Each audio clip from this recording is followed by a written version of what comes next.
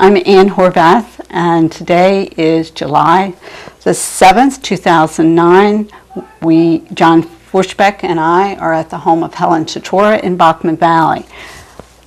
Mrs. Toturo, can you tell us a little bit about your life? You were born here in Backman Valley? I was born in this house. My mother was born in this house. My grandfather, and great-grandfather was also born in this house. What was your mother's name? My mother's name was Leila Schaefer Tracy. So this is the Schaefer family. This is the Schaefer family home, yes. And your father was? George Tracy, and he lived just about 3 miles north of here near Melrose. Ah. Do you know how they met? No, I don't. I sort of know because I heard him talk about going to Sunday school picnics. Okay. And they would have picnics in the woods, and they'd have entertainment, and it would draw. But I think maybe they met that way. I'm not sure. Do you know which church they My mother belonged to Jerusalem, and my father belonged to Lazarus. Uh-huh. My mother was a teacher at Lineburg School, so this is another possibility they could have met in Lineburg. And your parents lived here. They lived here. How did your mother get to Lineborough? She went to college. She was a young girl. She went to school in Bachman School, and she completed down there. And what I can understand, there would be a representative from the Irving College come and talk to possible future students that might be interested in going to their college. And I think it was through that avenue that she was got in Irving College in Mechanicsville, Pennsylvania. Okay. She had, I thought, quite an interesting life. She lived 92 years. Wow. And during those times, she went to college, and then she also was able to watch a man walk on the moon by the way of television. And I think that's a real expanse of time and education experiences. That was unusual for a young woman from the country to go to school. Yes, it was. It was. And I think that school really left an influence on her life, her entire life, because she would talk about what they did in school. And it was a girls' school. Okay. She went 5 years, just being from country school. She had a year of preparatory, and then she got a BA degree. And so she had quite experience. But when she was quite young, we had relatives living in Baltimore, so she was able to visit and stay with them before she went to college. And she was in Baltimore at the time of the Baltimore fire. And she said how scared she was. Where in Baltimore was she at that time? Not Do you too know? far away from the fire. And I think it was visiting my grandmother Brown's family in Baltimore. And she said that she would hide in the closet and cupboard. I don't know what protection. She must have been very young. What year was your mother born? My mother was born in 1893. Okay, so the Baltimore fire was 1904. No, 4, I think so. Yeah. And so that she was. She was quite young. She was 9 or 10. Yeah. And she remembers that. She said the fire engines and the fire trucks, and so that and. But she talked about going to school, and they didn't have a car at the time, and they loaded her trunk on a spring wagon pulled by horses and took her to Lineburg train station. And from Lineburg, she went to Hanover. Okay. And then I think they had a group of girls that were going to Irving College. She had a cousin that went with her, for Treva Yeiser, Kindig from Union Mills, and I think she met Treva up at Hanover, and then they went on. It was a full day's trip to go I'm sure it was. From Backman Valley up to Mechanicsville. It's only 2 or 3 hours away, if it's that long now. Right. Yeah. So she went to school there for 5 years. 5 years. Did she come home during the summer? She would come home during the summer. Her first year, she stayed until Christmas time. And I remember her saying that at Thanksgiving, Dr. Campbell was the head of the school. He would tell all these girls to put on their high shoes because winter and high stockings, and they kept those on then until he told them to take them off in the spring. Right. So yeah. But I was thinking about the kids of today. I don't think they would follow those directions. Probably not. So she would come home at Christmas. At Christmas time, I think probably that's the only probably then during the summer for a couple of weeks. She would come home during the summertime, yes. So her parents were farmers here. What made them send their daughter to college? Looking back over all the family history and everything, we had a lot of teachers in our family. Okay. And even though they were farmers, they were teachers, and they valued that education. So education was important to them. Very important to them. Did she have brothers and sisters? Yes, she had one sister. And our sister also went to college, but only, I think, for the 2 years. She did not graduate. I remember taking her back to her reunions at Irving College. Oh. And it was to have the girls come back, and it was interesting. The college closed in 1925, but they kept on having reunions. And they had the reunions at Boiling Springs, the Playhouse. They were at Boiling Springs, and that was nice to go back to that site. That was my first experience to go back there. Is that where the graduation ceremonies took place? I don't think so. I don't think so. I didn't hear too much about the graduation ceremonies, but I think there would be some room in the college or some facility. They would have graduation. So it was a graduating class of like 12 or 15, so it didn't really take a large facility. Right. Yeah. So when she graduated, she came home. She came home, and she taught in Lineburg Public School for 2 years. Okay. And she had a very nice setup. She lived with a family out there, and that was another lifelong friend that she had. She lived with Sam and Mamie Warner.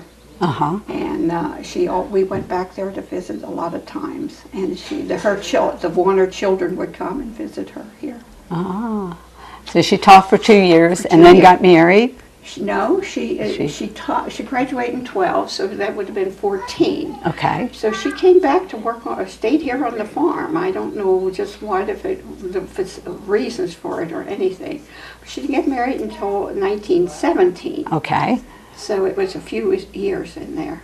So there was some reason that she gave up her teaching. With the chores. There weren't any brothers. I mean, there were no sons. So I was just thinking that. So farms required help from everyone. Yes, that's right. But we always had hired people here coming in during the day. Or we had hired men that lived with us, too.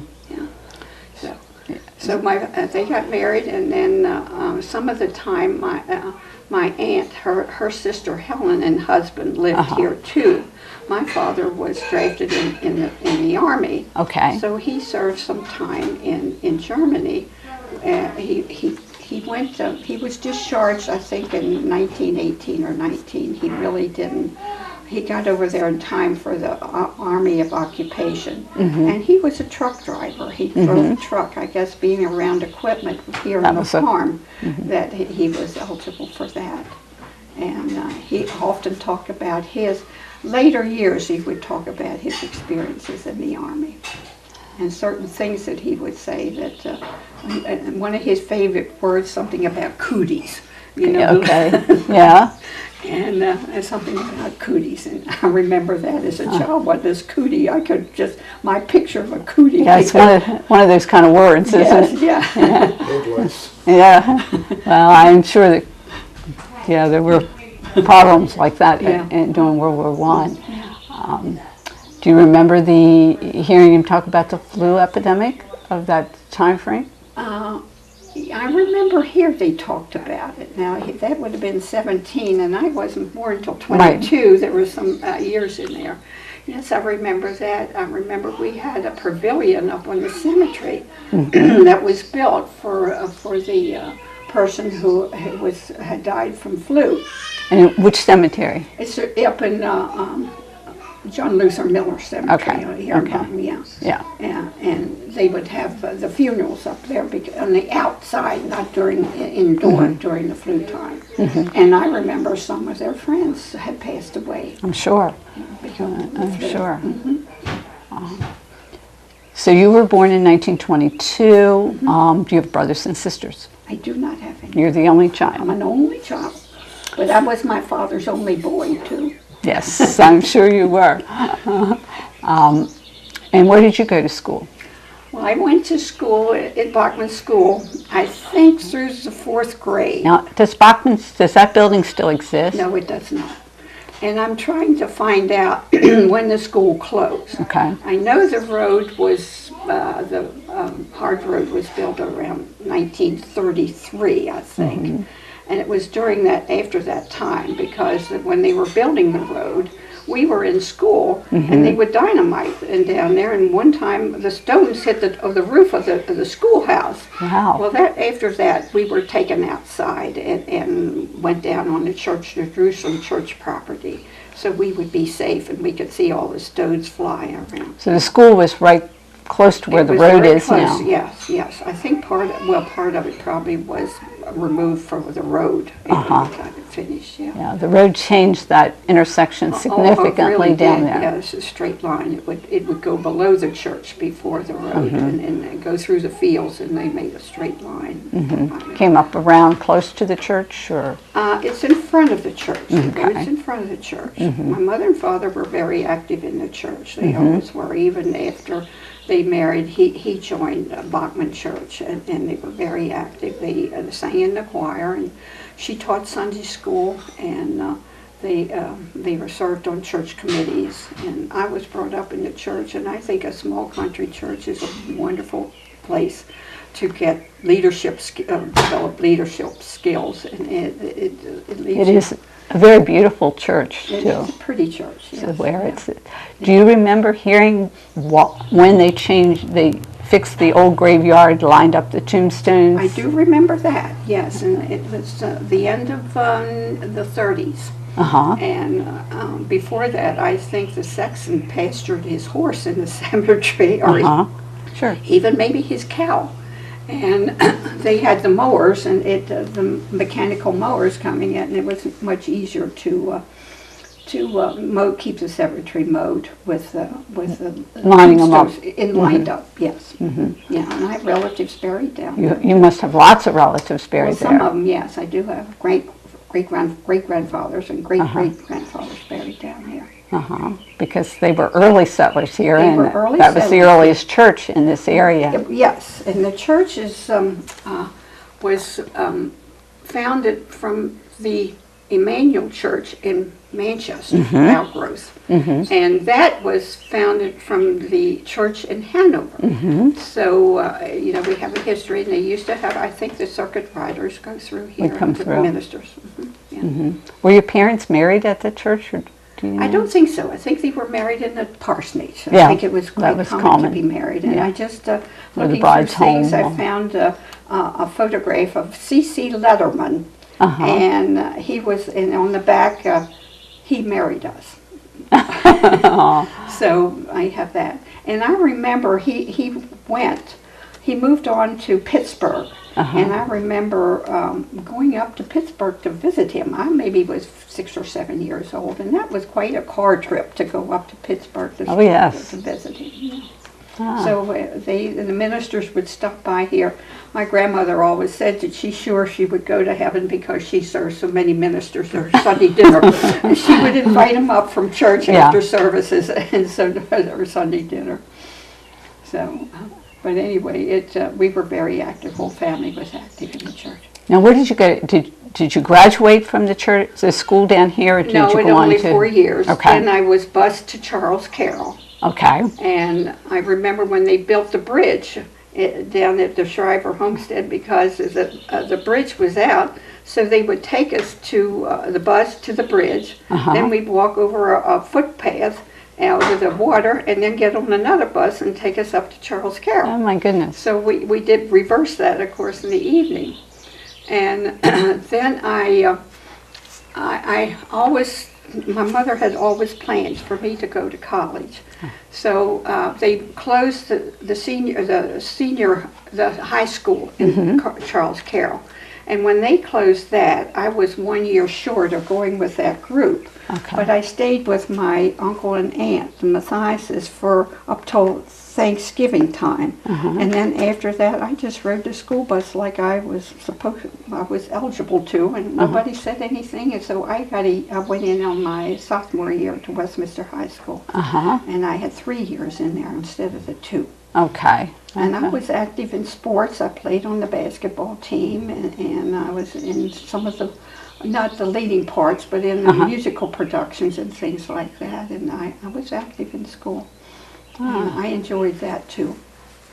And then when did you get married? Well, after that, I went to college. Okay. I went Where'd you to Mary Washington College in Fredericksburg, Virginia. And I was interested in learning to type. I got all office equipment that I was interested in, and I knew what I wanted to do. Okay. So I went to Fredericksburg because they had a course in commercial education. And I also took the 4 years, so I was eligible to teach commercial education in the high school. So I graduated in 1943, came back and got a job at the Westminster Savings Bank. The main office now, the BB&T, there near Bond Street. I taught there I worked there for 2 years. And then they had an opening in the faculty of Westminster High School. And I went there and taught the bookkeeping classes for 1 year. And that was in 45, I guess it was. And during that time, Christmas of 45, John and I got married. So I met him and had a Christmas wedding. Yes, yes. No, it was day after Christmas. Day after. And then we went to Florida on our honeymoon. And we went to the Orange Bowl game. Oh, how exciting. John he worked for B.F. Schreiber here in farm manager for B.F. Schreiber Company. And he was interested he played football while in college at Penn State. So I've seen a lot of football stadiums, and I've seen a lot of livestock places in the country. Whenever we travel, he would always went to see the football stadiums. So he would buy cattle out west. And we did family trips out there, and we would stop on our way, and a lot of times we'd stop on the trips, and we stopped at Harry Truman's Museum, we stopped at Herbert Hoover's Museum, we got up to Fargo, and we went to the Badlands, we went to Yellowstone. That was a family trip. The children went along there. And you have how many children? I have 2 children. I have a daughter and a son. And and grandchildren? I have 5 grandchildren. Make us all stop and count. Yeah, 5 grandchildren and 2 great-grandchildren. Oh, okay. So we're doing. My daughter lives here with me, and she just moved in recently to take care of me in my old age. And my son is graduated. Sue went to college at the University of New Hampshire, and then she came on home, and she was married and had 2 children, Chris and Tracy. And my son went to Penn State, and he's a chemical engineer. And he met his wife there, Cindy, and they have 3 children. And George is working for Nowco in Naperville, Illinois. And there are 3 children. John went to Penn State, but he didn't finish. But Allison went to Penn State, and she finished, and she's now in graduate school down at the University of North Carolina, and she's studying viruses. And she's finished 2 years down there, and she is going on to Vancouver to give a paper presentation just next week or so. And their youngest son just graduated from Missouri State University. No, Truman State University, Harry Truman State University in Missouri. He graduated in December, and he is going to graduate school at Illinois State University. And he was a swimmer. The boys were swimmers, and they played water polo. And that's a very active program in Illinois. So, but Alex is going on with sports management or sports something like that. So he will start his graduate work this summer. So education continues to be important in your family. Education continues to be important. Yes. Yes. How about your grandparents? Do you remember that they had any? You said there were lots of teachers. Lots of Well, teachers. who else was a teacher? I just can't that immediately teachers, but my cousin and I have been working on the genealogy of the family. She does all the research work, and then she says, "You know these people. You tell me about them." So we have lived up here with them. So I tell her, about up here. The people that you remember. But Margaret, who is doing it, she has gone on and she graduated from Wilson College, and she taught physics at Morgan and in Baltimore, and she's retired from that. And that's Margaret White. Margaret White, Margaret Jankel White. Yes. Yeah, she taught there. So, and her father was a CPA, so it had education was in there. Tell me about some of the activities here on the farm. I know that there are lots of different crops and other things that made this farm unique. Well, I think one of the things that we grew was flax, and I don't know too much about flax or what it is. It used to make linen, I believe. Yes, and we had a fuller mill up here, and we had a fuller mill, and I think the fuller mill has something to do to reduce the flax into something. And then Margaret tells me that her grandmother would tell her that the gypsies would come around and prepare these, and the itinerant workers would come and help with things. I know we had people come around, and they would be a shoemaker would come around and prepare shoes. And my mother would tell me she was we had a shoemaker that lived nearby, and she was so hard on shoes they couldn't keep them that they were straight. So this shoemaker made her shoes that she could reverse them. She could put one on the right foot one time and on the left foot the next time to keep them that they would wear straight. And that was the Ebal family, and I think Mr. Ebal passed away, but Mrs. Ebal then moved away and lived with her daughter up in Westchester, I think, Pennsylvania. And my mother would go up to visit with them, and they would come down here to visit with us and stay a couple days.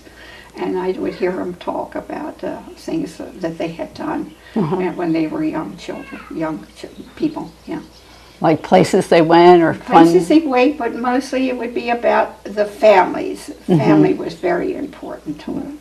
And I remember visiting my grandparents, and we had multi-generational families at that time. And it would be my grandparents, and then the parents, and then the young people my age. And that was the case on both sides of my family, that we'd go there. And being an only child, that was a highlight for me, to go to play with other people and of my age. And my grandma Tracy was the sweetest little gal. If she weighed 105 pounds, she was gaining weight. And she was very proud at her old age that she could kick up her heels, kick up her legs, and very active. And you'd always see her with the young people. You wouldn't see her with the older people. She would always be congregating with the younger people. So that was, and we'd go up there to visit them. And what was her whole name? It was Tracy? Her whole name was Latilda Trone Tracy. Okay, so she was a Trone originally. She was a Trone. Her mother, and her sister, her mother died quite young. Okay. Her father remarried. Okay. And she went to live with Auntie and Uncle. And they were the Peter Guymans that lived on the way to Melrose. And she stayed there with them. Now, her sister was Sally Trone Myers. she was the wife of Milton P. Myers, who was president of the bank in Westminster, and we have cousins, the Richardsons and the Walshes, and we would visit with them, and they come visit with us too. But Grandma Tracy was just the sweetest. And my other grandmother was a little heavy-set woman, and of course she wasn't able to kick. And what was her name? Her name was Gertrude Brown Schaefer. Okay, she was the Brown. Yeah, Gertrude Brown Schaefer. And she lived here with them. But both of these families had a long history here in Backman's Valley. They did, yes. Yes. So the Tracys were from Lineburg, right. Tracy Mill Road, and they had the Tracy families had mills around. But another common ingredient is we've always, both sides of the family lived near a stream. The ones in Lineburg were there for water power, and we didn't do have any mills here, but we lived, a stream went through our property to go from one mill to the next. You had some kind of mining operation here on the farm. Yes, during my, I'm trying to think, John D., but the generation before that was Jacob. I have Jacob, John Jr., Jacob, John. So, and Margaret and I have Schaefers, and we really had a time to keep all these straight. But that was Jacob, and they had mining, and it was ore mining, and they would they dig, and we still have holes and mounds on the farm where they dug. And that one operation was like in the 1880s, and then they came back again in the 1916, I think it was, and they opened up the mine again. And it stayed open, of course, I don't remember, but I remember them talking about it. And they would haul the ore on horse and wagon up to Melrose, up to, Ebbvale. And there was a train that came, they put it on the train, and it goes through Melrose and go out to Lineburg. And that's where they sold it to people out there. And then they would put it on the train and take it somewhere. I don't know. Okay. Yeah. So it was a fairly productive apparently so. Business for a while. I had some contracts that they had signed, and yes, it was for some time. I think Margaret tells me they had an accident, and had a fire, but I think someone was killed back here. The mine collapsed, and the walls collapsed, and they were killed. I know someone was killed. And so it's sort of... And I think that's what closed it down. And that it was during the war, too, World War I. And I think that was a feature. But I remember my grandmother saying she would cook for them, the people who worked back here. And so where would they stay here? I don't know where. Well, they were local workers. Local workers, so they went. Home. They were probably the farm boys that in between farming. Yeah, in between farming, and gave them maybe I don't know what they got a day to work. Yeah, but still, it was income. Exactly. It was income. Was this house built by your ancestors? Yes, this house was built. The property was acquired in 1810. Okay. And I don't know the date of the first, but there were three different additions. Three times it was added to. Two times it was added to the original. And the first one, it was a basement that they go to, and just 2 rooms downstairs and 2 rooms upstairs. And then the stone part was built on, and that was done, and I'm not sure of the date, but on the cornerstone of the house, it's 1823. Okay. And this is the new part of the house, and that was 1895. So it was additions of that. Yeah. I guess as the families married and they had more children, they just built them different. Added on as they needed to. There are some interesting outbuildings. There's a little log house. Do you know what that was used for? I have several of them, and one of them was a shop, and I think it was living quarters up above that. It may have been the original, or maybe we had slaves, so it could have been the slaves lived in there. We have, that was, and then we have another little shop that we called it, and I remember that's where the shoemaker would come in, and he would also repair leather, so the harnesses and things like that. And then we have what we call a wash house, and that even has a second story, so people could have lived in, upstairs. It was a real business here. Yeah. Was there a blacksmith shop, perhaps? Well, the one shop was a blacksmith shop. Yes, that was a blacksmith shop, and I remember turning the anvil or whatever, not the anvil, bellows. The bellows, yes, turning the bellows, yes, I remember and that. watching the blacksmith work. My father would use that to make things. I think that my grandfather, Tracy, I don't think there was anything he couldn't make at one time or the other. Or he was a very quiet man, but he was thinking, and he was well read. And my father only went to high school, and he didn't finish, but anyway, he could figure anything. I know he would get his paper and pencil, and he would figure how many bushels of corn he grew per acre and things like that, or how much this weighed and things like that. So they were the mathematicians of the family. Yeah. So and then of course we had the hog pen and the chicken houses and the barn. Okay. Our barn, the original barn, I think it was built in 1857, and that was struck by lightning and burned in 1952. So my father had a larger barn built up because he was interested in dairy cows across here. Yeah, but anyway, my father was a farmer. So, and I also know that your house sits right on the old division between Baltimore and Carroll County, or Frederick County. Yes, my mother always told me the big stone in the meadow between the Jerusalem church and our house was the boundary line between Baltimore and Frederick County. Now, I do know the church is listed beginning in Frederick County, and our house is listed in Baltimore County, so it has to be around here someplace. Yes, somewhere close. But we don't have any monuments or anything but that big stone. The stone is still there. It is still there. Yeah, I don't know if it was moved, but it's big. It's big. Yeah. Did you ever have an orchard here on the farm? You know of? We tried orchards, but we're so low, and the dew or something. We have late frosts here, and we could never raise the fruit trees. Now my grandparents up in near Melrose, they would have apricots and cherries and apples, and they could raise all kinds of fruit, but we never could, and it was always disappointing. We had an orchard out beyond the barn. And it didn't work. Well, some years it would, and some years it wouldn't. When we had a late frost. Yeah. That's interesting. It is very hilly around here. Do you remember your father and grandfather plowing? Oh yes.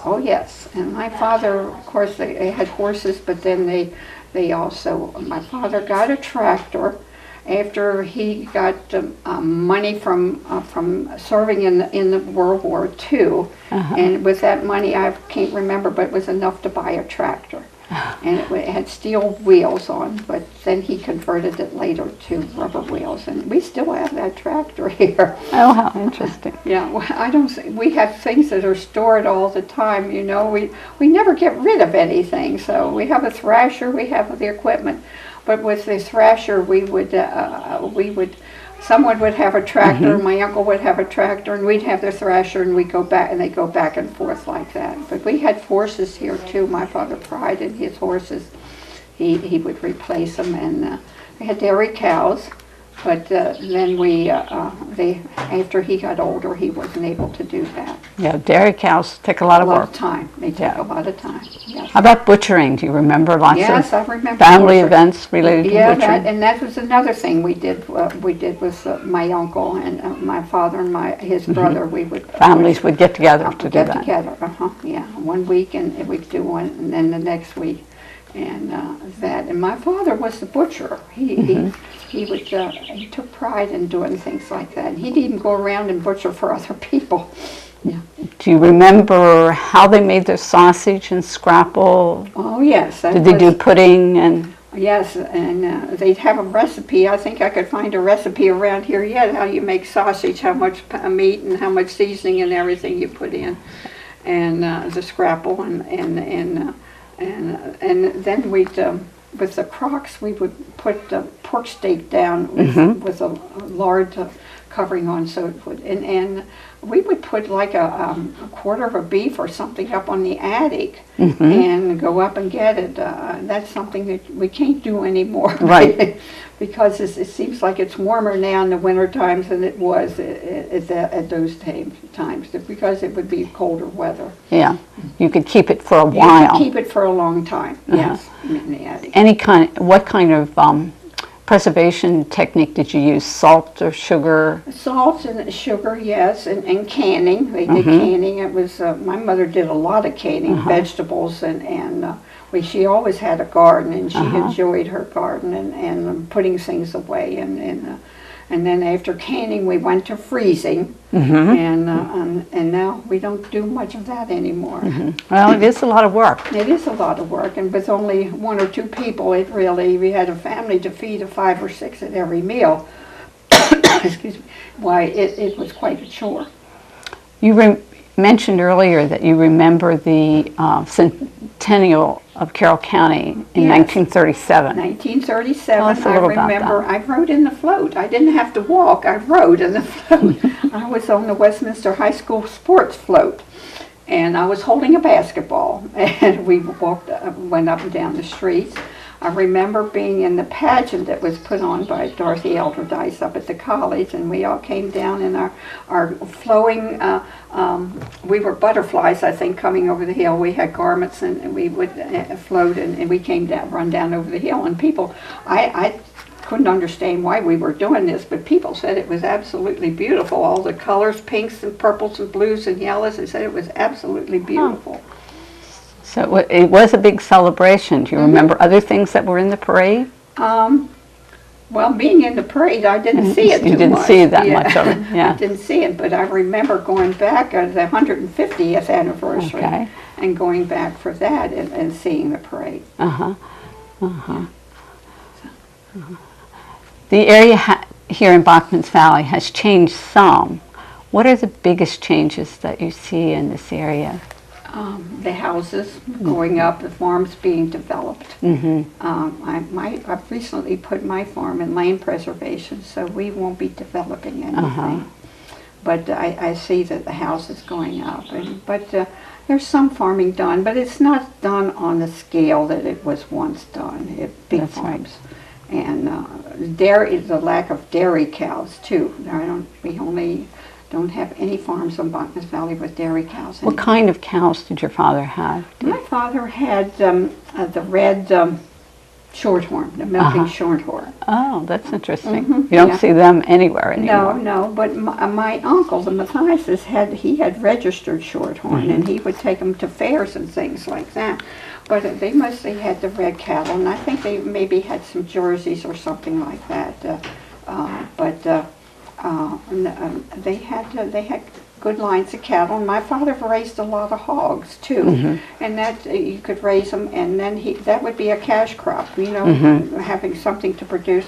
He raised peas at one time, and we had a pea viner in the valley, and he didn't have to take it very far. Where was the pea viner? Well, it's where you would take your peas and they where was it? It was right off of the Backman Valley Road. I can show you, but I can't explain it. But close it was on the Backman farm down here, the adjoining farm. And they would load them on the hay, like you do hay, and it seemed like every time they take a load, a storm would come up and they'd get wet, but they kept on doing it. But that was, my father raised tomatoes at one time, I think just 1 year, because that was a chore. You never got finished picking tomatoes. By the time you got done, you had to start all over again. But he raised beans, string beans, and then people would come in and pick those. That was for the canning factory up at Melrose. And those were cash crops, and that helped with farming. You didn't have the, that was important. Do you remember the pea viners being smelly? I remember when the vines, when they would cure, we could smell the vines. I think people went and got the vines and fed them to their cattle. I think they did too. They could fed them to hogs and cattle. The cattle, Didn't waste much then, did they? No, they didn't. No.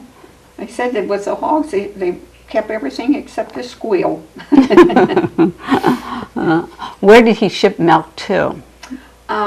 We had a milkman that would come and deliver it, and it went into, I think, Kuntz's Creamery in Westminster at that time. And So then you would take it out the end of the lane, and no, he'd come he'd come right back in. and he built the dairy the other side, and the truck would go right around, and the milkman would pick the cans up and bring the other cans back. And yeah, I remember that. And one of my chores was in the summertime to get up and cool the milk, because you had to have it cool before the milkman could pick it up. And we had running water in the spring house, and we would put it down there. And you have to keep moving it so that it would get would cool for him to pick it up. For him to pick up. Yeah. So that was one of my chores. I never did too much of the milking. I never cared for milk, and it bothered me.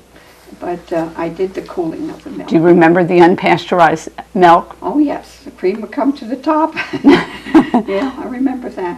Yeah. And all families used it. Oh yes, my mother liked that to make slaws and things like that. The cream, you could use the cream, and of course you never knew when the milkman was going to test the milk, and I think for the butterfat, and then they would get paid for for the percentage of butterfat. So we didn't do too much of that. But my mother in the younger times would make butter, and we had a huckster that come around and pick up the eggs and the butter, and then later just the eggs. We just did, So she didn't try to sell it directly. No, a huckster came and got it. Came around. Yeah.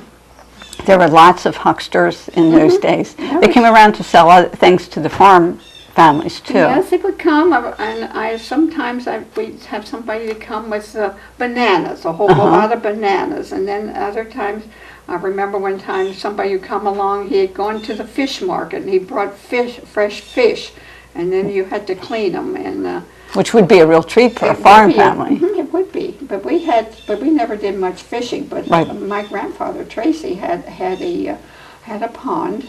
And it was pretty deep water, and it would freeze in the wintertime, and they would cut ice. He had an ice house. Oh. And they stored that in the sawdust. And in the summertime, they would have ice too. And I think my father always liked cold water, so I guess he learned to appreciate that at his home, that they'd have ice to put in the water. And both of the places, both grandparents had running water from the spring. It would be gravity flow, and it would come into the house. And here it would come to the house. And up at my grandma Tracy's, it was running all the time. And it was always fresh, fresh water. Fresh and cold. From the spring. But those things have stopped now. What else did they use the ice for? Well, we made ice cream a lot. That was a treat to make ice cream. Yeah. On the farm, you had plenty of eggs and cream and ice that you could make ice cream. Yeah, and we'd have people come in, and we're having somebody for Sunday dinner where we'd make ice cream. Yeah. So that was always, and we had people here quite often to come for meals, and my mother liked to do that. So, she liked having family, friends, the minister. Friends were very important. Yeah, very important. Yeah. We'd visit back and forth. We would not only have people here, but we'd go visit it. We had with my Schaefer family, we would eat Thanksgiving dinner at the Matthias's, because they raised turkeys. So we'd have turkey, and then we come here to Christmas, and my mother usually had duck, so we'd have duck. And to go to her cousins, we'd go there on New Year's Day, and she'd have a goose. So, so we had those dinners, and it was nice for family to get together. Besides visiting back and forth, what other things did you do for fun? Well, being an only child, it wasn't much. I learned to read, and I learned to listen to the older people tell stories and what they used to do and things like that. And now I'm trying to recall some of those stories. Any favorite stories that you remember? It wasn't stories, it was about the family. Right, Keep in touch. And my cousin Margaret would come up from Baltimore maybe and spend 2 weeks on the farm. And that was nice to have somebody come up like that. And she still likes to come up and visit on the farm. Do you remember hearing anything about the Civil War and how that affected the farm? The only thing I remember hearing about the Civil War is, I don't know what anniversary it was, but my son was here, and he was a young man, and it was the wind was coming from the northwest, and they were having shooting up in Gettysburg, and we thought we could hear that. It was a reenactment of the Civil War, and I know we stood out along the wall, and he said, you know, I wonder if they could hear that way back when the battle was on. I don't think I ever heard anything about taking any horses or anything like that. I was wondering about that. I'm sure they would have fed them, and I think maybe I've some stories that they would have fed the soldiers going down through here. And we were a little bit, I think, a little removed from. Yeah, a little bit removed from that. From the usual. They never. They did take fresh horses and things like that. Yeah. So, but. So I don't remember any the stories with that. I know we served. I know some of the early Schaefers served in the Revolutionary War. We have found out that they was with General George Washington crossing the Delaware, and we just recently found that out. So we do have the history of that they served during the war. And I don't remember anything about the Civil War. But of course, my father served during the war, World War I. World War I. Yeah, so. Okay. And not having any brothers, so I didn't. Yeah, you don't have any World War II connections. No, right. No. There were German prisoners used in lots of farms. Do you remember any of them ever being used? We had them here. My father went out and got them to help with harvest. He did. And we would feed them. My mother brought them in, and we fed them. And some of them were reluctant to come in, but they came in, and my father insisted, they come in, and we fed them. I remember them sitting at the kitchen table, and they were eating. And that was always a big time with when you had hired men here. You'd have a lot of food and a lot of men, and they get a lot of work done too. And a lot of talking. Yeah, a lot of talking. Getting. Yeah, and a lot of the women and the children ate at the second table. Right. Yeah. You got the workers fed first, and they were fed first. Yes, they were fed first. What kind of things did you put out for these hardworking men? My mother really set a spread out. Ham would be one of the things. Fried chicken would be another thing, and it would also be mashed potatoes and noodles and green beans and what we had in the garden a lot of times. Whatever was in that at that particular time. At that particular time. Yeah, that particular time. And those are the corn, and that came a little bit later. Right. We had, my mother would have a real big dinner for them, yeah. So and a lot of times in the evening, too, they would. Did she cook on the cook stove? She cooked on the cook stove, and there was always pie. My grandmother was a pie maker, and my mother became a pie maker after. We always had pie. Always had pie. Yeah, maybe for 3 meals a day we'd have pie. Sure. There were always pies made over the weekend. And that would be something that we would have. So they would make them in batches for the 3-4 forthcoming weekend. Whatever fruits you had. And we always had a lot of fruit. We enjoyed our fruit. And apples, and I don't know what all. Apricots, you could get those. They would be dried, and my grandma Tracy liked to make Fossenocks. She would always make Fossenocks, and they were so good, so good. Yeah, it takes experience to make them. It must. Yeah. The raised kind. She would have the raised kind. And it was really. How about other special holiday celebrations? Well, we didn't do A lot of times during the summertime, we'd have workmen, you know, over 4th of July, then, and I think even over the Labor Day. Never attended like the fair. I'd always like to go to Timonium Fair like that, but you never could because we got work to do. Right. And you had cows to milk, and you always had to come home and think about getting home. You'd have to go do it early in the morning and then come home later evening and cows. That milking cows really was a chore you had to do if you wanted to or not. Right. We didn't have that many, maybe 10 or 12. But it still had to be done regularly. It still had to be done a bit later. Maybe we had 20.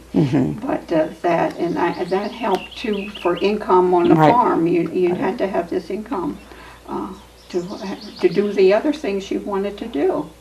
How about during the winter? Do you remember going sledding and things like that? I remember we had good hills to go sledding. Yes. My father would take me out and we'd go sledding. He and I would go sledding.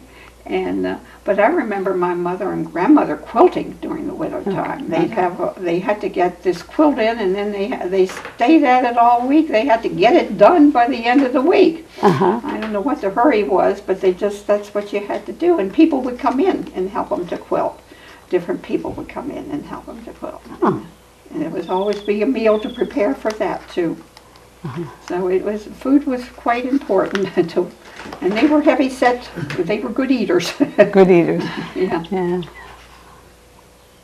And the house was heated how in those days? I always remember having a furnace. Okay. At first it was a coal furnace.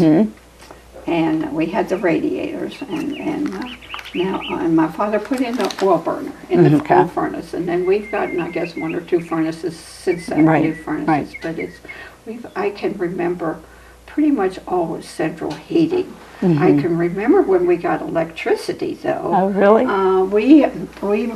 My grandfather signed up with George Allball, and they did all the wiring to the house, and it went on and on and on, and the electricity wasn't turned on.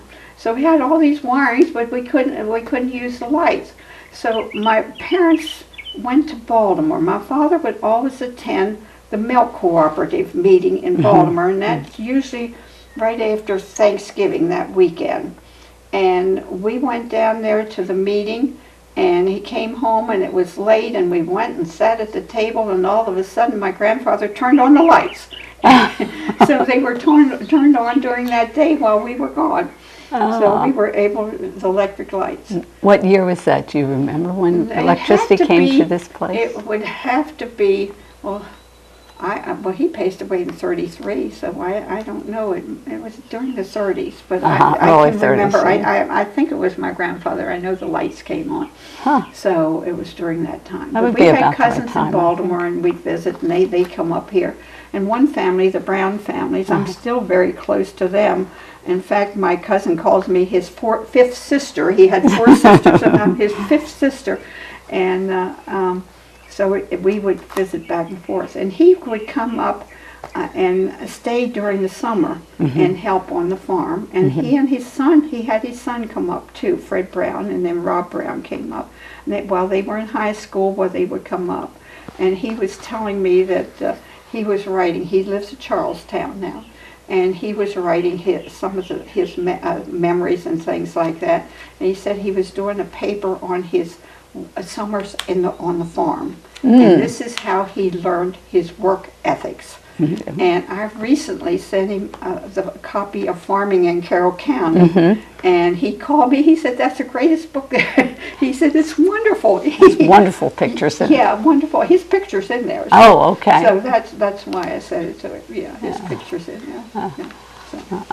And you remember going to the city. That was kind of an exciting time for you. Too. I remember. My father would go to the meetings. He and my mother's cousin Walter Brown would go to the meetings. The ladies would go shopping. We'd go downtown shopping. Where did you go? Which stores? Well, we went to Hutzler's and not so much Hutzler's, but we go a lot of times to Brager's. That was where the bargains were. Yes, Brager's. That's where the bargains were. But I remember the windows at Christmas time. The Christmas windows and decorations and everything, and that was always a treat to go down there. Do you remember how big the buildings seemed? Oh, well, yeah, they did seem big. Yeah, around here, but I don't know if You don't remember being no, I especially remember, impressed crossing with the the streets with all the cars. You cars. had to be very careful and cross at the lights and everything. Uh-huh. The May Company and Stewart's and Hoschel's and everything. That was a treat to get. Did you go to the movies or any Yes, other? we did. We Uh-huh. did. The young children, we went to the Hippodrome, and you could spend all day there for a quarter. Oh, yes. Quarter Yes. admissions. I remember that, and I went back to the Hippodrome since it's been restored. Oh. And but I couldn't remember anything. They didn't have the box office out there. It wasn't working it like it was. But anyway, it was nice to go back and see that they had restored it. Mm-hmm. Yeah. Did you do any other special things when you were in the city that you remember? I know one time we went to the Museum of Art. Oh. That was visiting another cousin. They lived in that area, so we walked over to the Museum of Art, and that was a big building and everything. Yes. I remember that. You could walk there. You could walk the streets, and go. Did you ride the streetcars? Yes. I remember riding the streetcars. One year during college, I got a job over Christmas working at, I think it was Hoschel's. Mm-hmm. And I applied, and I stayed down there with my cousin at that time. And I would go down and ride the streetcars and then come back. And I worked in the office at Hoschel's, so for a while. I was sending out bills all the time. Sure. Bills, and that was what I did. I wasn't active with the Christmas times, the decorations, or the shopping at that time. Yeah. But good experience working. Yes, it was. I had to have so many hours Uh-huh. to graduate working experience, so that's how I got. That's how you got that. Mm-hmm. Any other special memories that you Well, have your notes there? Anything special that Well, I remember I'd like to share? in later years, John and I went to Italy. We went to Rome. He was he did some work with the Department of Agriculture in Pennsylvania, and they were going over to the World Food Congress in Rome. Wow. And I went along with that. So he went to the meetings, but I picked up a new friend, and we went to traveling at that time. We were able to go to the catacombs in Rome and did some Rome sightseeing. We went to Capri, and on a bus trips and things like that. We went to Florence, so that I remember that.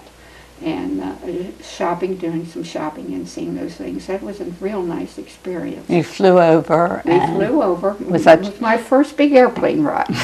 First airplane ride. And I was a little hesitant, but if you want to get there, that's the way you go. Right. And I often think about that. Yeah. And we did some traveling. I've been doing some traveling over our country. So I've been able to dip my toes in the Pacific Ocean. Uh-huh. And went to a conference in Portland, and we always took side trips. I've been to Catalina Island, so that's about far as west as I've been. But I've been to Texas, and John and I went down there to Texas because he wanted to see where President Kennedy was shot. Right. So in fact, I've been down there the second time on some of my trips. Uh-huh. I belong to the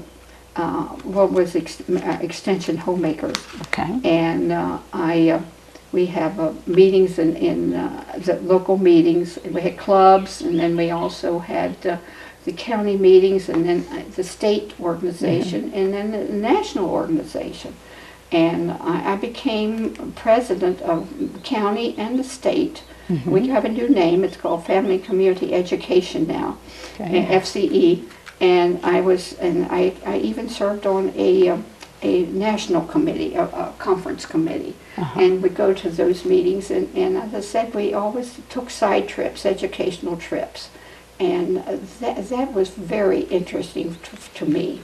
I've been to the different states, and each state has a feature that they try to promote, or you can get to and see their sites, and I think it was interesting to me, and meeting different people from the states and working with them, attending classes with them. It was educational because we always had educational programs.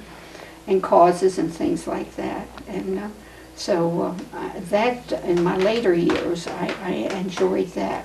So you've had an interesting life as well, starting as Yeah. here on the farm. Yeah, You've been able to occasionally expand. But, and we did live in Catonsville from 1950, I think it was, till 1966. My father passed away, and then we moved here to the farm.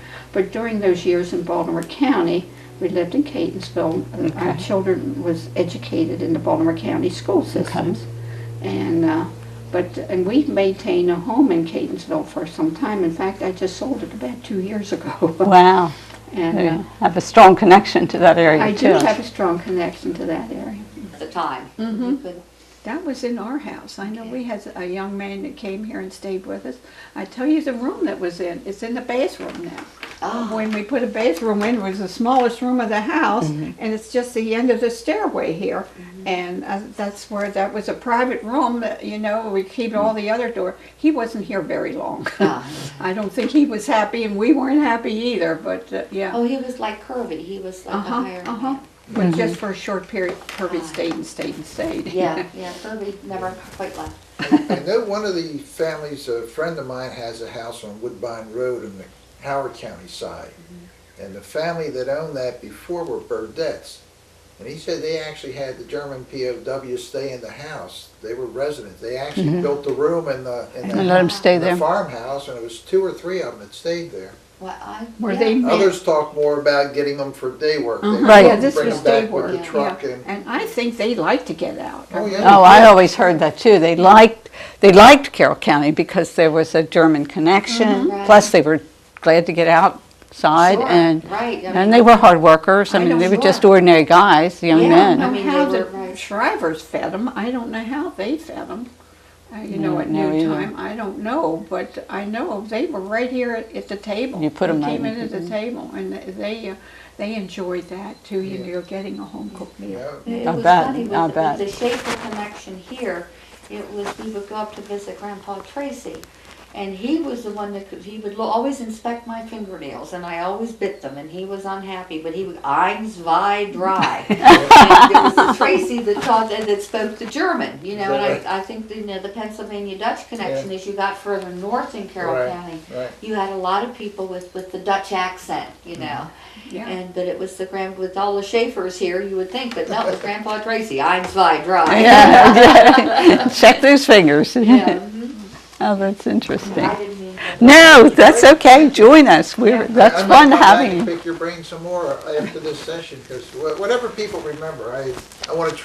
I'm just beginning this. I'm just wrapping up this book that it's called the same war, different missions. Missions. And I have 2 memoirs, and then it's a series of letters that people wrote home. One of my uncles, one of my wife's uncles. Well, they had all those letters in the archives down at the Washington, the National Yeah, Archive. there's I a lot remember of- going down and there's a seeing lot of- that. Right. Oh my So God. That this was is going so- to be an addition. It was to so, and then below it they'd have these letters, and of course the misspellings because people weren't educated the Yeah. way they were. And then below, killed so and so, missing in action. It was like. So, but Yeah. the letters were the original letters, and they were fresh, and they were splotched, with the fountain pens and everything, and it was so human. Yes.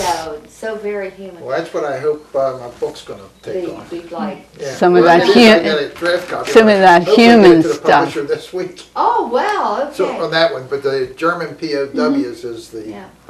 is Well, the- I remember next research my project. grandfather telling me, because we would ride the tractor, the big tractor Mother was talking about had a Yeah. hitch on the back. And I look at it now and I'm thinking that hitch was a whole lot bigger because I would sit at the back and I could bend my knees and it would brace, like a V, and it was much more comfortable than standing behind him or anything. And he would talk, he said one of the worst things that you could do to somebody in World War I, they had the wraps around their legs, I don't know what, like an ace bandage, but they would take them off and Stockings, they're roll stockings. them up. And when somebody got up to go to the bathroom, they would tip them over and roll them out. And then you had, when you got up in the morning, you had to re-roll your Right, clothes or whatever. And one time he got caught. They had gone down to, they found a pond in France. and they hadn't, you know, there were no bathing facilities, so they were caught by a bunch of mademoiselles, and that's what he called them, skinny dipping, and that they couldn't get out. He said, you have to be very careful. If you go skinny dipping in the creek, you have to make sure nobody's around so you can get out. Get to your clothes. That's right. Do you know what years they were here as a soldier, German children? I don't, because he didn't talk to me about that. I He spent told one me summer in summer school, and I have an idea. that would be the summer. And see, that would make sense because you don't know, you wouldn't want, Mother's still very pretty, but German POWs and Mother, I can see Mimi and Granddaddy, no, this is a good time. She's gone, you know. Really Yeah, the seriously. only daughter is not here, and we can have all these young men in. Right, exactly, Yeah. yeah. I haven't pinpointed, I would guess the earliest it could have been was 43. And I probably You could have 44, been, you 45. graduated in 40, I graduated in 43. well, you Probably could have been away at 44, school. 45, because Okay. most of them were repatriated at the end of 45 and 46, Okay. unless they were in the It Russian would have been the camp. summer of 42 that I went to summer school. Well, that would still, they could have been some here then. Could have been, that's that's one of the things I have to find out Yeah. when I start going down Well, to the then archives. I worked in the bank. I wouldn't be here, but I lived here, but I wouldn't have been here You wouldn't have been here during the day. during the day. Yeah. So, And- Okay, well, I didn't mean to that's all divert. right. but, That's you know, interesting. That's I'm just a little selfish. I can't recall anything other than what they told me about. I would, you know, be a bit surprised that they didn't, you know, were very protective, wanted to keep Yeah. you. Well, I was think very you probably got a protective. good point, Yeah. because Yeah. I was thinking all these handsome young men Right. around, And looked a lot like the people around here. Of course. You know, they were a lot of German stock around here, and that's. of course, so Um, they would appeal to. Oh, what Mother didn't say too, even though we lived in Catonsville and went to school Yeah. in Catonsville, we were up here every weekend. We never I'm moved sure. our church membership, and I Yeah, we never were up moved here my voting. Never moved the voting. We were up here every Oh. weekend, all summer. Any vacations we had from school, we And- were here. In later years, when the kids were in college, I came up during the week. And I would come up and take my mother and my my Every aunt. Wednesday. I come up and we go grocery shopping those were Uh-huh. our days. We go shopping. We So and we get even- down at the end of the road and we'll say, well, where we're going now? Well, let's go this way or let's go that way. But she'd often pick up my grandmother's sister. Yeah, I would pick her up. She Yeah, lived in pick her in Westminster, and I would Westminster, pick her up, and then And then you would go shopping or we'd go whatever. shopping. That was our day. We go out to lunch, Uh-huh. and we did that for years. And even after my mother had fallen and had her hip broken, we go out. But you know, these gals wore me out. I had to stop. When they came home, they could go rest, and I had meals to get. You had to drive all the way home still. Well, sometimes I would drive home, and sometimes John would drive up here because he had to go to Lancaster Thursday morning, so he would be Okay, closer so he- to Lancaster, and then I'd have another day here. Do you remember where you would go shopping or where you would we eat? went to Gettysburg a lot. Okay. My aunt. Sandoz. Yeah, we went up fruit, Sandoz. We go up to what's the other one that has fruit trees now? They're Boyer's fruit yes. market. Uh-huh. Sometimes we go a little bit farther, or it just depends. Sometimes one or two times we went down to Winchester because my aunt had people that would pick her up after she became a widow. It was Louise Taylor. I don't know if you know her. She lived up on Pennsylvania Avenue. Her husband had died, and she would take them, and they would go up to Gettysburg up to the monuments, and they would see the deer up there, or they would go out to eat, and we'd always have to go to places that didn't have many steps because these ladies had trouble getting steps. Well, let's go there to eat. Not that the food was good, but there's no steps to go in. We'd go up the Caledonia way, up that way. We went up to Ashcombe, up towards Harrisburg. How about Hanover? Go to Hanover, yes. We make a circuit, go and get lunch, and then come down around or something. Yeah, a lot of people in this area shop in Hanover. Yeah. Yeah. John has some questions about these World War II German prisoners. You used them here on the farm. And John? Yeah, do you know? Is it going now? Yes. Well, actually, I got that in the beginning, so we don't have to repeat that. Okay. Okay. I had the camera running. Oh, without okay. telling So any additional questions? Yeah. you. No, because you told me you really don't remember too much I because you were don't. away that summer. I can't remember So- anything. I remember them talking about it. They came right into the table. Some of them were very hesitant about coming in. Yeah. But I don't know if my father knew enough German or what, but he has a Pennsylvania Dutch background. I imagine they would have known a few German words. Few don't German you think? words. Yeah. That they build up confidence that they Yeah. would come in. To make life Mhm. practical, Yeah. to give direction. Yeah. And Yeah, but I can't recall anything other than hearing stories about Yeah. them. But they were pleased with the German workers. Oh, yeah, very I- much so, very yeah. much so. It was usually during thrashing time, harvest time. okay. And, you know, help was getting pretty scarce on the farm in Right. later years when my father farmed. Well, and during the war, Yeah, finding during the war. young men to do some of that hard work was not we easy. had Dutch Schaefer, who lived in the Sexton house. He lived in Congolium. He worked at Congolium. Mm-hmm. And they were on this, on what shift are you on this week? You know, Mm-hmm. what can you help? How can you help? And that. But no, we didn't have, and the families weren't as large either, but you had trouble getting people to help with the manual labor on the Well, there were so many other opportunities for Oh, young that's people. right. They They were working tended to themselves. not stay on the Yeah, farm. yeah. They started to migrate away from, Yeah, from the yeah. farm. So They getting had their either workers farm was or- And they had like a little cooperative, Bud Halder and Melvin Crow. Melvin would have a hay baler and he'd Right. come over and bale hay, and I don't know what Bud had, what equipment he had. And they He would- may have had a corn cutter or, you know, Yeah. something. And, so they would pool their resources and help one another. Yes, they would pull. What other differences in farming that do you remember? Well, just that it was manual labor, pure manual labor, and putting hay in the barn, and later after my father got rid of the cows, why he did the corn and would sell the corn and make hay and would sell the hay. We had Right. horse people that would come up and Buy the hay. and buy the hay, yeah. Yeah. And we even did that, and even when John and I had taken over the farm, why John would plant oats, and he had a special breed of oats, and his market was the Sagamore farm with the horses. Oh, yes. And he would go take the oats down. They would clean it and take it down. He had it tested and everything like that. And, So that was yeah, a good well, financial that arrangement. that dried up too when the Sagamore Right. dried. Yeah. So Yeah. you had to be careful. Just taking it to a mill or something like that, you didn't get the top dollar. Do you remember going to any of the local mills with your I don't father? remember. No, Yeah. I don't remember. Now Steve remembers going to when the barn burned. Why, she remembers they cut a lot of our own trees down and took them to the sawmill and bring them back. And she remembers to going. reconstruct. She was here. It was that summer that the barn burned that George was born.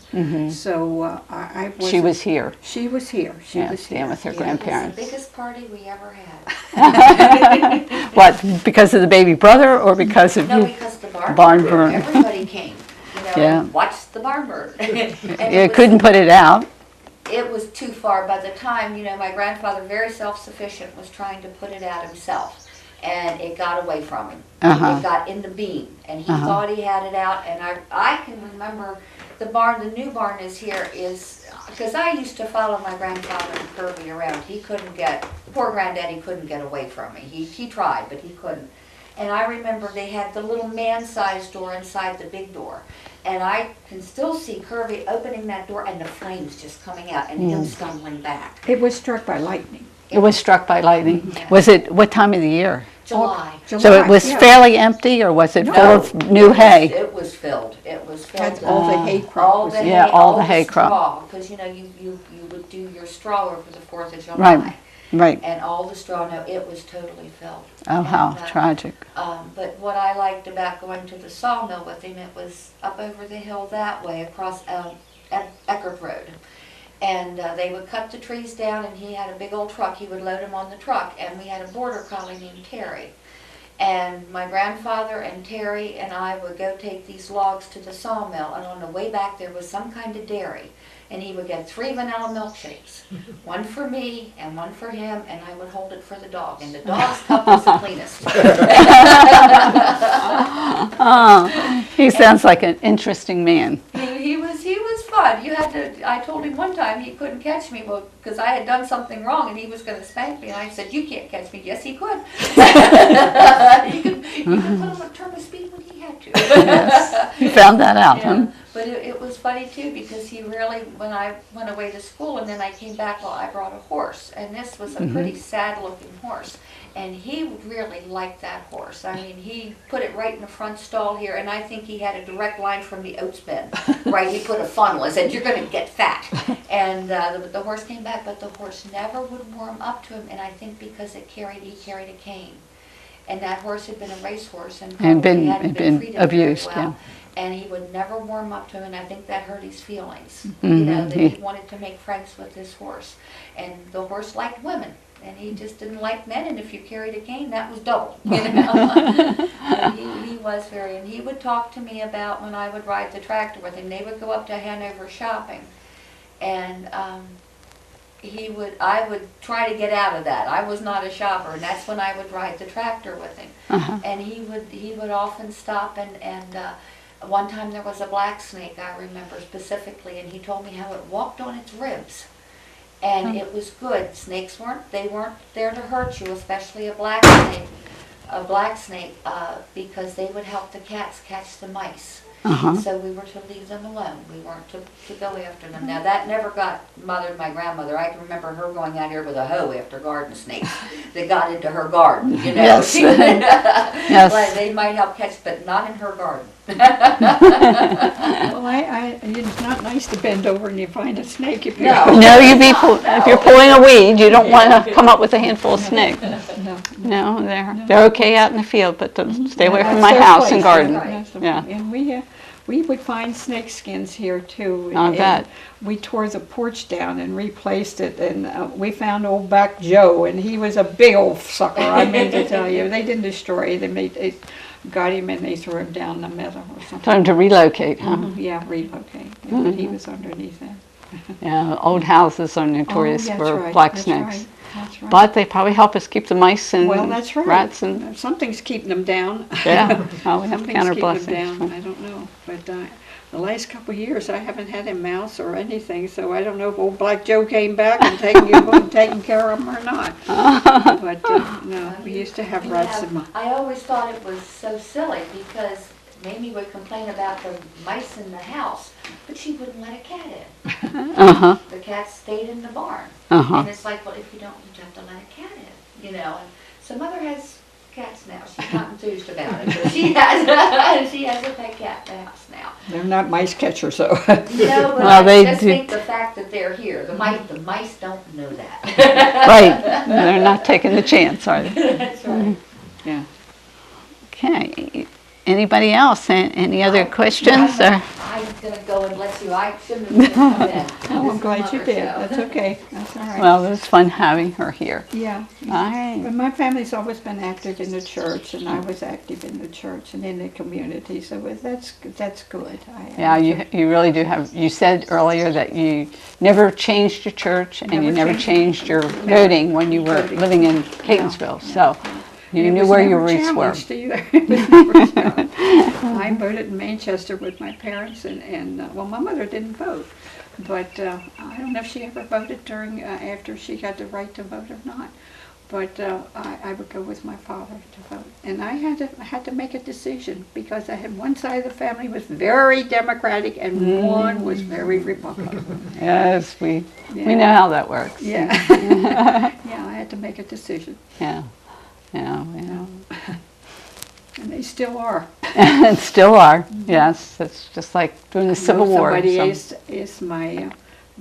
John is my grandfather. He voted for such and such a thing. He and John, my grandfather and John, grandfather Tracy and John, would talk politics and current events and things. And he said, Grandpa, did you ever vote for so-and-so? And he said, was he a Republican or a Democrat? John said he was a Republican. He said, I didn't vote for him. He knew for sure, huh? He knew for sure when he found out what party he belonged to. Okay. Well, Helen, I think we can wrap up. Thank you very much. This has been great fun. Well, it's been fun for me thinking about lots some of of these interesting information and nice family stories. So Yes, thank you. Family's very important. Okay. Thank you. If you had some of those pictures you'd like us to include, we can do those. Well, Yeah. I didn't know. On why we can This, I saw it, and you